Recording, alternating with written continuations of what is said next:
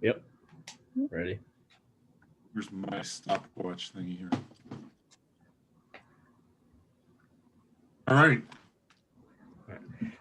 Hello, everyone.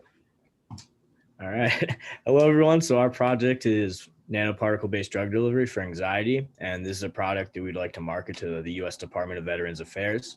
I'm Sawyer. My name is Mingai. I'm Lexi. And I'm Cosette.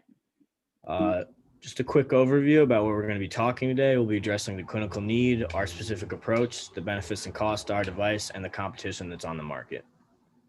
So in the United States, anxiety is the most common mental disorder, which affects 40 million adults or 18.1% of the US population.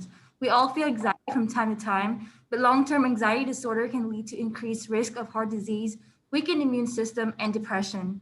Several types of anxiety disorder include generalized anxiety disorder, panic disorder, and social anxiety disorder. But for our project, we would like to focus on the post-traumatic stress disorder, which is also known as PTSD, specifically among US veterans. Having engaged in wartime combat and stuck in the ongoing flight or fight response, veterans' brains are more likely to be rewired in a way that can cause a significant imbalance in their brain chemistry, making it difficult for them to reach a mental well-being without professional help. According to the US Department of Veterans Affairs, nearly 17 veterans die each day from suicide. Other research has also shown that veterans with PTSD are more likely to perpetrate domestic violence, have twice the divorce rate, and significantly higher substance abuse rate compared to veterans without PTSD. To understand our device, it is first important to understand what causes anxiety disorders. One factor is glutamate levels. Increased glutamate levels are associated with increased anxiety, meaning that finding a way to decrease glutamate will result in less anxiety. And therefore, our device is based off from a current epilepsy implant model. The model is made of titania and inserted into the temporal lobe. However, our modification to the device is that it will hold zinc oxide nanoparticles where they are released in the presence of excess glutamate. The release of zinc oxide nanoparticles thus will target GABA receptors, increasing the release of GABA from interneurons, and this will have a downregulation effect on glutamate levels and reduce the overall effect of anxiety. Currently, there are limited clinical uses of zinc nanoparticles. They have yet to be used for anything other than cancer therapies, I believe, and have not made clinical trials for anxiety.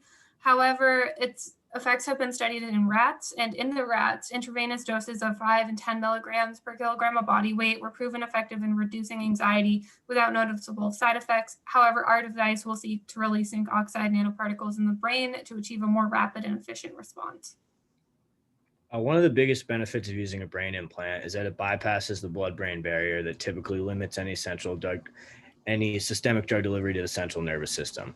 Having it in this location also allows us to directly target certain regions of the brain, such as the one that's responsible for holding on for anxiety. For the zinc oxide nanoparticles, we have two options.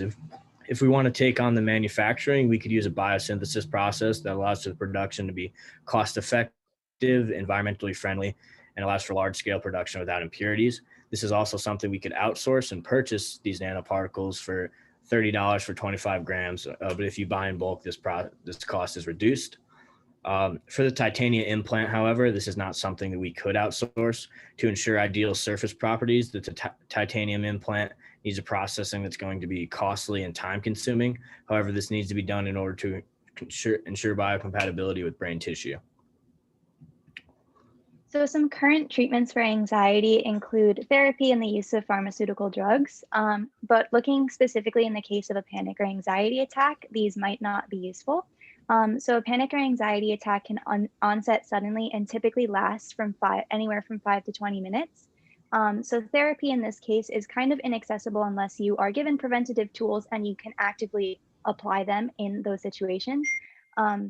Benzodiazepines are a type of pharmaceutical drug used to treat anxiety, such as Xanax. However, in the case of a panic or anxiety attack, these begin acting in a minimum of 30 minutes.